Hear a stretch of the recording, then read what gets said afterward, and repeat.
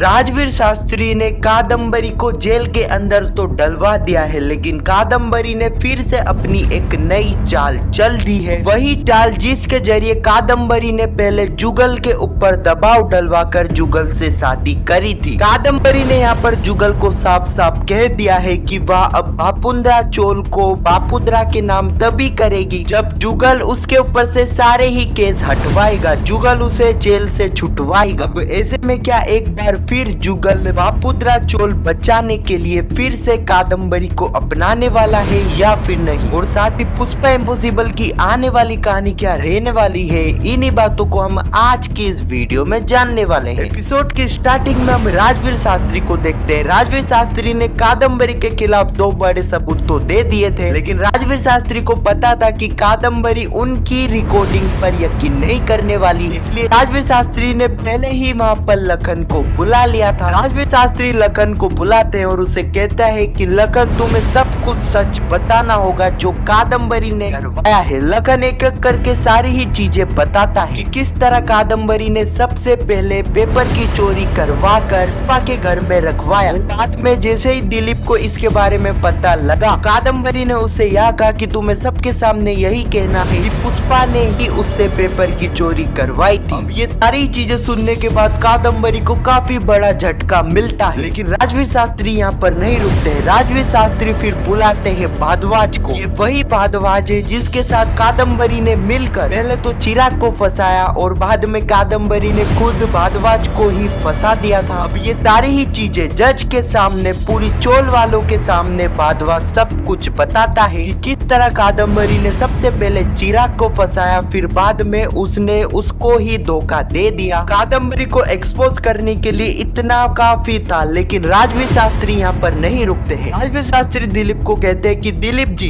सारी चीजें सबके सामने आ रही है तो आप ताने बाने की एग्रीमेंट की कहानी भी सबको बता दीजिए। दिलीप यहाँ पर अश्विन से उन एग्रीमेंट को मंगवाता है और सभी को बताता है कि किस तरह कादम्बरी ने ताने बाने के एग्रीमेंट को बड़ी चालाकी से बदल दिया और उसमें एक क्लोज भी ऐड करवा दिया और चालाकी से दीप्ति की सैंग भी उस पर करवा ली। अब यह सच सुनने के बाद किसी को यकीन नहीं होता है कि कादम्बरी इतना कुछ भी कर सकती है। खैर यहाँ पर राजवीर शास्त्री अभी भी नहीं रुकते, वह एक के बाद एक कादम्बरी की पोल खोलते जा रहे थे। राजवीर शास्त्री दिलीप को कहते हैं कि आपकी पत्नी के बारे में आपको इतना कुछ पता तो चल चुका है, मैं आपको यह भी बता दूं कि आप जो मेरे सर के ऊपर चोट देख रहे हो, यह चोट भी आपकी पत्नी ने ही मुझे दी है।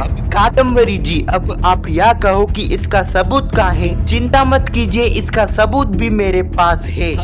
कि राजवीर शास्त्री उन गुंडों को बुलवाता है। ये वही गुंडे थे जिन्होंने कादम्बरी के कहने पर राजवीर शास्त्री को किडनैप करा था। अब लखन और भारद्वाज की तरह ये गुंडे भी सारा सच उगल देते हैं, बताते हैं कि किस तरह सबसे पहले उनके पास कादम्बरी का कॉल आया था और कादम्बरी ने ही राजवीर शास्त्री को किडनैप करने के लिए कहा था। अब कादम्बरी का पूरा सच जुगल के सामने आ गया था, इसलिए कादम्बरी यहाँ पर भी बचने का प्रयास करती है। कादम्बरी कहती है कि जुगल जी, ये सारे के सारे लोग मिले हुए हैं, ये सारे ही झूठ बोल रहे हैं ताकि ये मुझे आपसे अलग कर दे। अब जुगल यहाँ पर कादम्बरी का हाथ पकड़ता है और कादम्बरी को साइड में ले जाता है। अब कादम्बरी यहाँ पर जुगल को कहती है कि जुगल जी, मैंने आपको पहले ही कहा था ना, दिलीप भाई फिर से मुझे फंसाने की कोशिश करेंगे, देखो ये वही कर रहे हैं। जुगल जी, इस वक्त हम दोनों को साथ में रहना है। अब जुगल यहाँ पर कादम्बरी की कोई भी बात नहीं सुनता है और जुगल सीधे ही कादम्बरी का हाथ उसके सर पर रख लेता है और कहता है कि कांची, तुम मेरी कसम खाकर कहो कि जो कुछ भी बाहर हुआ ये सब कुछ सच था या फिर नहीं, क्योंकि अब जुगल ने कादम्बरी को अपनी कसम दे दी थी।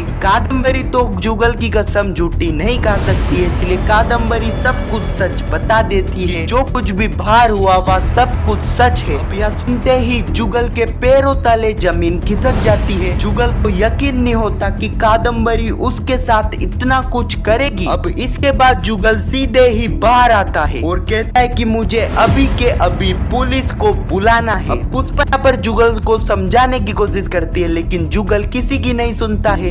इसके बाद पुष्पा सीधे ही जाती है कादम्बरी के पास। पुष्पा कादम्बरी को कुछ कहती है, लेकिन उससे पहले कादम्बरी खुद पुष्पा के पैरों को पकड़ लेती है। कहती है कि पुष्पा मुझे माफ कर दो, मैंने तुम्हारे साथ जो कुछ भी किया उसका एहसास मुझे हो चुका है, लेकिन प्लीज जुगल जी को मना लो, मैं जुगल जी से अलग नहीं हो सकती हूँ। जुगल जी मुझे जो सजा देंगे वह सजा मुझे मंजूर है, लेकिन मैं जुगल जी से अलग नहीं हूँ। पुष्पा कादम्बरी को कहती है कि कादम्बरी मैं जुगल से बात करने की कोशिश करती हूँ। अब इसके बाद पुष्पा कादम्बरी को लेकर बाहर आ जाती है और जुगल को कहती है कि जुगल जो कुछ भी कादम्बरी ने करा वह माना अपन ने गलत है, लेकिन कादम्बरी ने गलत मेरे साथ किया, लेकिन मैं ना तो दिलीप और ना ही राजवीर शास्त्री उसे जेल में डलवाना चाहते हैं। जुगल मैं तुमसे भी यह विनती करती हूँ कि कादम्बरी को जेल में मत डलवाओ, लेकिन जुगल यहाँ पर पुष्पा की एक नहीं सुनता है। पुलिस भी वहाँ पर मौजूद रहती है, तो जुगल यहाँ पर कादम्बरी को गिरफ्तार करने के लिए पुलिस को कह देता है। ही पल पुलिस कादम्बरी को गिरफ्तार कर लेती है। अब कादम्बरी को पुलिस ले जाती है, तो जाते जाते वक्त हम देखते हैं कि कादम्बरी जो कि मन ही मन कहती है, पुष्पा अगर तुम चाहती तो जुगल जी को मना सकती थी, लेकिन तुमने ऐसा नहीं करा। तुमने जुगल जी को मुझसे हमेशा हमेशा के लिए अलग करा है ना, इसका बदला तो मैं तुमसे जरूर लूंगी। पुष्पा मैं तुम्हारे पास वापस आऊंगी, पुष्पा वापस। जिससे हमें एक बात तो पता चल जाती है कि कादम्बरी का खेल अभी तो खत्म हो चुका है, लेकिन कादम्बरी का कैरेक्टर खत्म नहीं हुआ है। अब